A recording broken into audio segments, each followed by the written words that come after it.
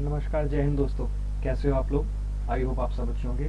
मेरा नाम है अनुज कुमार और स्वागत करता हूँ आपका न्यूज़ मैंने चैनल पर, जहाँ आपको देखने को मिलती है डेली करंट अफेयर की कुछ न्यूज़। आज की कुछ न्यूज़ आपके सामने इस प्रकार है। पहली न्यूज़ है ईरान की, जहाँ ईरान ने मिसाइल टेस्ट का परीक्षण किया है। दूसरी है जर्मन के अंदर रिसेशन आ गया है, क्या है इसके मायने ये देखेंगे। तीसरी है आपकी लॉन्गेस्ट नोज, जिसकी पूरे विश्व के अंदर सबसे लंबी नाक थी, उसकी डेथ हो गई है उस पर्सन की। नेक्स्ट है लार्जेस्ट हाई कोर्ट का इनोग्रेशन हुआ है इंडिया के अंदर, झारखंड के अंदर, रांची में। और लास्ट न्यूज़ है हमारी, फर्स्ट अरब की फीमेल एस्ट्रोनॉट स्पेस में मिली है, जो स्पेस में गई हैं। चलिए स्टार्ट करते हैं अपनी पहली न्यूज़ के साथ, जो है जर्मन की।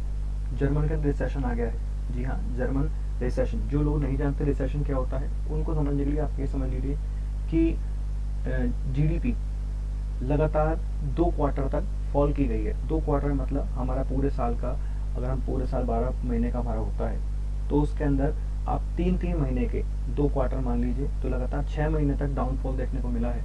अगर किसी की जीडीपी की, यानी जो प्रोडक्शन के अंदर ग्रोथ ना मिलकर डाउनफॉल यानी कॉन्ट्रैक्शन देखने को मिलता है, उसे बोलते हैं रिसेशन। तो अभी जर्मनी के अंदर देखा गया है, जर्मनी में डाउनफॉल देखा गया है, और ये बताया जा रहा है कि जर्मनी के इस रिसेशन से हो सकता है कि फ्यूचर में भी ये ग्लोबल रिसेशन देखने को मिले, पूरे विश्व के अंदर भी रिसेशन देखने को मिल सके, यानी मंदी आने वाली है, ऐसी परिस्थिति बताई जा रही है।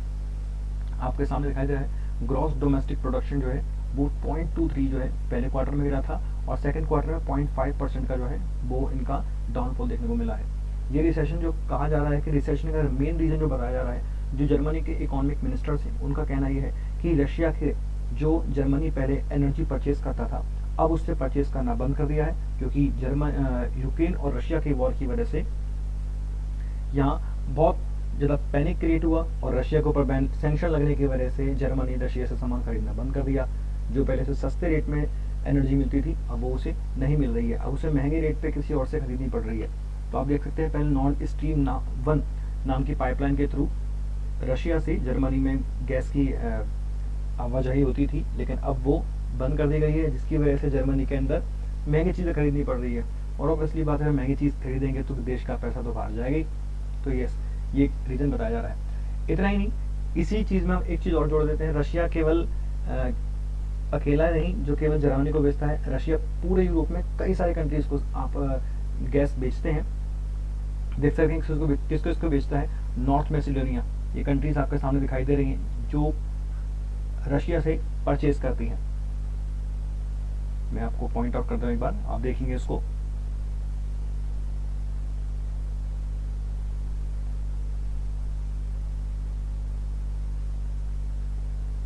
ये देखिए, पहली आपके ऊपर दिख रही है आपको बुल्गारिया।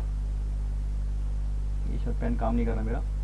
चलिए आप देख लीजिए कि Macedonia, Bosnia, Moldova, Finland, Latvia, ये सब वो कंट्री हैं जो लगभग 100% 94% एनर्जी खरीदती है उससे अपने पूरे, यानी ये डिपेंडेंट ही रशिया पे थी, लेकिन रशिया में बैन लगने की वजह से इन्होंने खरीदना बंद कर दिया, क्योंकि सब नाटो की सदस्य हैं मोस्टली।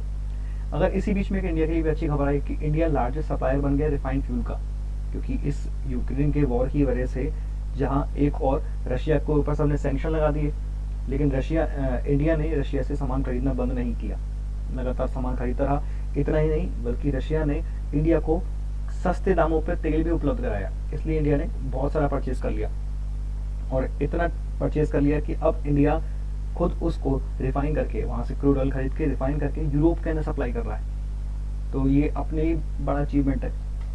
चलिए आगे चलते हैं। एक और चीज़ ये आपके सामने दिखाई दे रहा, ये प्रोडक्शन है। ये वर्ल्ड इकोनॉमिक आउटलुक जो है IMF का, उसने एक प्रोडक्शन दी है 2023 के अंदर कि कौन सी कंट्री है जो ग्रोथ करेगी और कौन सी कंट्री है जो रिसेशन में जाएगी, जो सबसे ज़्यादा डूबने की कगार पे। तो आपको जानकारी का खुशी मिलेगी, आप देख सकते हो इंडिया का नाम ये टॉप पर है। IMF ने कहा है कि इंडिया की ग्रोथ पूरे इस वक्त वर्ल्ड में सबसे ज़्यादा देखने को मिलेगी 5.9, ये अनुमानित है। अगर RBI की हमारे जो शक्तिकांत दास जी हैं जो गवर्नर हैं उनकी माने, तो उनका कहना यह है कि लगभग 7% की ग्रोथ से इस बार इंडिया ग्रोथ करेगा 2023-24 के अंदर। अगर इधर बात करें रिसेशन के अंदर, पूल्ड वर्ल्ड में सबसे ज़्यादा मंदी कहाँ पर आएगी, तो देखिए यूके में 75% चांस है मंदी आने की, न्यूजीलैंड 70% चांस, और जर्मनी को आप देख चुके हो, जैसा कि उन्होंने कहा था मंदी आएगी और आ गई। अब देखते हैं जर्मनी के बाद कौन डूबेगा, US डूबेगा या UK डूबेगा।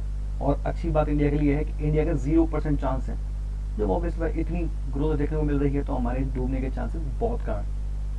ठीक, तो ये चीज़ हमारे लिए बहुत अच्छी है। नेक्स्ट न्यूज़ पे चलते हैं। हमारी जो दूसरी न्यूज़ है हमारे ईरान से। ईरान ने रिसेंटली अपना एक मिसाइल टेस्ट का परीक्षण किया जो बैलिस्टिक मिसाइल है। अब बैलिस्टिक मिसाइल क्या होती है इसको बताऊंगा बाद में, लेकिन अभी फिलहाल आप ये जान लीजिए कि मिसाइल का नाम क्या है। उसका नाम है मिसाइल का खैबर। ठीक है, एक मुस्लिम वॉरियर के तौर पे जो उस टाइम पे देखा जाता है, इसके नाम इसलिए इंपॉर्टेंट है, केवल आप देख सकते हैं खैबर नाम की मिसाइल है जो ईरान ने परीक्षण किया है। ये खास इसलिए बताया जा रहा है कि इसके आज जब इसने टेस्ट किया है उसके 2 दिन बाद ही इसराइल के अंदर, क्योंकि इसराइल जो है यहाँ पर चेक करना आ रहा है, क्योंकि ईरान जो है काफ़ी ज़्यादा वेपन्स रख रहा है, न्यूक्लियर वेपन्स इसने अपने पास रख रखी है। और इसके 2 दुश्मन हैं ईरान के, जो बड़े बड़े दुश्मन हैं, वो इसराइल है और अमेरिका है, जो उसके ऊपर निगरानी लगा के बैठे हैं कि ये कहीं ना कहीं ऐसा तो नहीं कि न्यूक्लियर वेपन बना रहा है। तो अगर बात करते हैं मिसाइल की, तो मिसाइल जो है मिसाइल कई टाइप की होती है। On the basis of type classification आप देख सकते हैं, होती हैं 2 तरह की, वैसे क्रूज मिसाइल, क्रूज और बैलिस्टिक, ये 2 तरह की मिसाइल देखने को मिलती हैं। आप देखेंगे क्रूज मिसाइल और बैलिस्टिक मिसाइल। क्रूज मिसाइल क्या होती है? ये क्रूज मिसाइल ऐसी होती है जो जमीन से पैरेलल मूव करती है अपने टारगेट की तरफ, जबकि बैलिस्टिक मिसाइल एक पैराबोलिक शेप लेती है। मैं भी आपको फोटो दिखाऊंगा आपकी, ठीक है, इसे आपको फोटो दिखा देता हूँ। ये आप देखिए, ये रहा फोटो, ये भी है आपको। ये बैलिस्टिक मिसाइल ये अपने टारगेट से निकलती है और एक पैराबोलिक शेप में जाती है और अपने टारगेट को हिट करती है। दूसरी होती है क्रूज मिसाइल, जो अपने लॉन्च से निकली है और पैरेलली मूव करते करते करते नीचे जाती है। फायदा ये है क्रूज मिसाइल की स्पीड बहुत तेज होती है, जबकि बैलिस्टिक मिसाइल की स्पीड थोड़ी कम होती है, लेकिन ये लॉन्ग रेंज पे जाने में कैपेबल है। क्रूज मिसाइल लॉन्ग रेंज में जाने में कैपेबल नहीं है। इंडिया के अंदर जो फिलहाल क्रूज मिसाइल है उसका नाम है ब्रह्मोस, जो इंडिया ने रशिया के साथ मिलकर बनाई है। ये मेरा पेन काम नहीं कर रहा है, थोड़ा सा आपको ऐसे एडजस्ट करना पड़ेगा। ब्रह्मोस मिसाइल जो इंडिया ने रशिया के साथ मिलकर बनाई है। अभी फिलहाल ब्रह्मोस 1 है हमारे पास, और जल्दी ब्रह्मोस 2 की टेक्नोलॉजी में हमारे पास आने वाली है।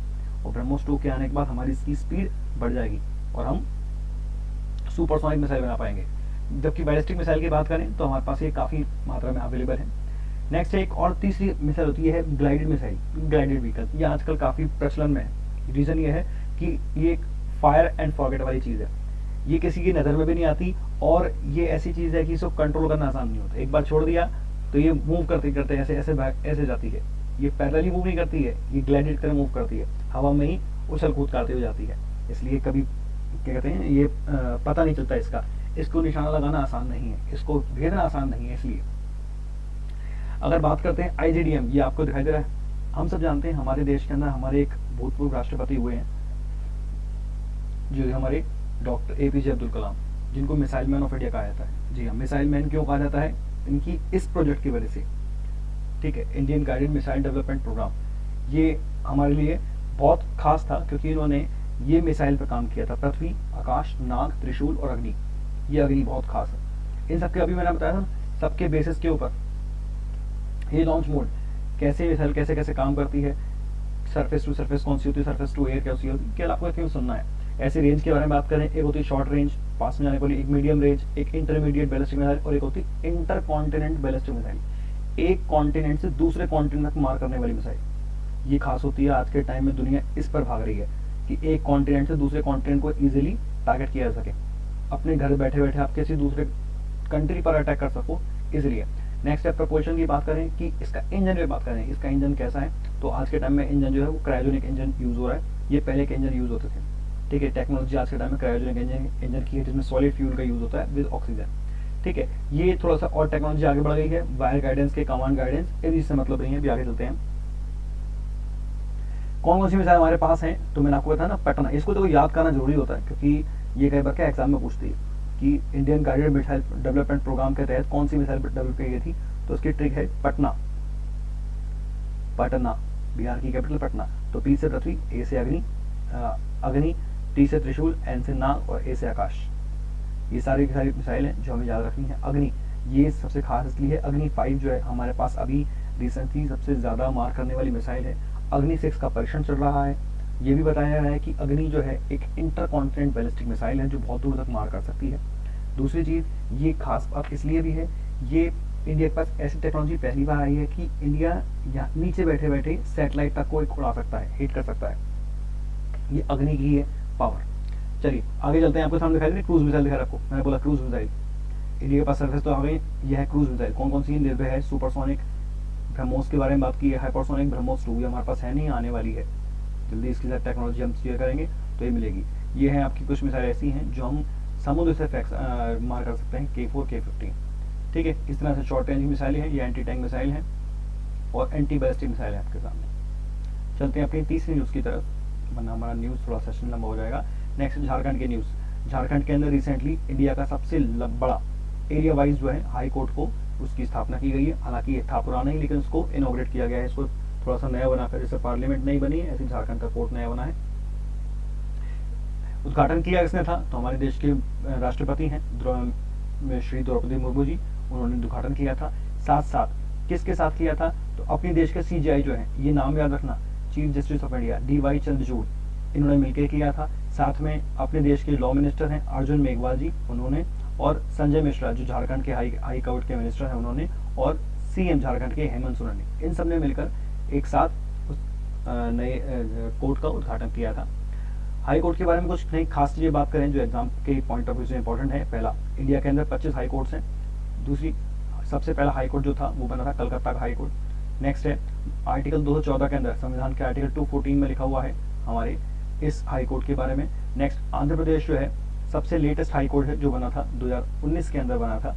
एंड नेक्स्ट, हाई कोर्ट के अंदर बैठने वाला जज जो है उसकी रिटायरमेंट की एज होती है 62 ईयर्स, यानी 62 के बाद वो काम नहीं कर सकता। जबकि सुप्रीम कोर्ट के अंदर अगर बात करें, सुप्रीम कोर्ट के अंदर जो एज होती है वो होती है 65 ईयर्स। ये कई बार क्वेश्चन पूछा जाता है कि इनकी रिटायरमेंट एज कितनी होती है। नेक्स्ट है, अपनी फोर्थ न्यूज पे चलें तो यस, जैसे मैंने बताया था कि पूरे विश्व का सबसे लंबी नाक वाला जो पर्सन था उसकी हाल ही में डेथ हो चुकी है। इसे गिनीज वर्ल्ड का रिकॉर्ड मिला था। नाम था इनका महमूद ओज़ेरुक। ये टर्की के रहने वाले थे। इनकी जो नाक की लंबाई थी वो 8.8 सेंटीमीटर थी, ठीक है। और ये कहते थे कि मुझे भगवान ने ब्लेस किया है, मुझे आशीर्वाद दिया है, उसमें उन्हें गर्व था। तो इनकी हाल ही में डेथ हो चुकी है। नेक्स्ट चलते हैं अपनी फिफ्थ और लास्ट न्यूज़ की तरफ। ये आपके सामने दिखाई दे रही है लेडी, ये सऊदी अरब की है। सऊदी अरब के पहली बार कोई फीमेल लेडी जो स्पेस के अंदर होकर आई हैं। स्पेस के अंदर हम जानते हैं हमारे स्पेस में एक स्टेशन है जिसे हम IS बोलते हैं, ISS, इंटरनेशनल स्पेस स्टेशन।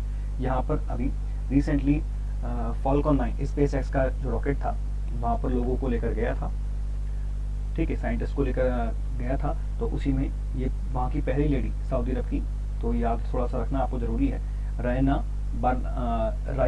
बर्नवी, इन्होंने यात्रा की है, ठीक है। इंटरनेशनल स्पेस स्टेशन, जो नहीं जानते वो जान लीजिए कि हमारी पृथ्वी से जो हमारा क्रस्ट लेवल है जहाँ पर हम हैं, यहाँ से लगभग 300 से 400 किलोमीटर ऊंचाई पर एक 5 फ्लोर का जीते जागता घर घूम रहा है, जिसके अंदर एनी टाइम 6 से 7 हमारे साइंटिस्ट रहते हैं जो रिसर्च कर रहे हैं हमारी पृथ्वी के बाहर की चीज़ों की। हालांकि ये पुराना हो चुका है, इसको नई टेक्नोलॉजी में डेवलप किया जा रहा है। इसके बारे में कुछ सारी जानकारी।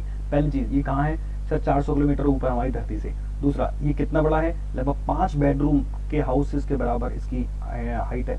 नेक्स्ट, इसकी स्पीड कितनी है, ये इतनी तेज घूमता है कि 90 मिनट के अंदर, लगभग 1.5 घंटे के अंदर ये पूरी पृथ्वी का चक्कर काट सकता है, इतना तेज घूम रहा है।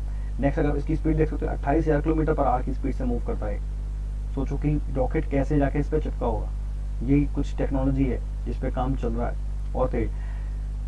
और 5 कंट्रियां जिन्होंने मिलकर इसको बनाया था वो थे आपके Canada, America, Japan, Russia and European union. हालांकि इस पर भी काम चल रहा है और भी कि इसे और बेहतर बनाया जा सके। चाइना ने भी अपना लॉन्च कर दिया है तियानवेन मिशन, ठीक है, जो भी 2025-27 तक कंप्लीट हो जाएगा। इसके साथ साथ इसमें एनी टाइम 3 से 6 साइंटिस्ट हमेशा मौजूद रहते हैं। दूसरी चीज़ उन्होंने बोला है कि ये अगर बात करें नाइट स्काई के अंदर चंद्रमा के बाद दूसरा ऑब्जेक्ट सबसे ज़्यादा चमकता है। आशा करता हूँ आपको शायद अच्छा लगा होगा। सेशन अच्छा लगा है तो लाइक शेयर जरूर करें ताकि मुझे मोटिवेशन मिल सके आने वाले टाइम के लिए और भी अच्छी वीडियो बना सकूं। Thank you students, thank you, bye bye, have a nice day.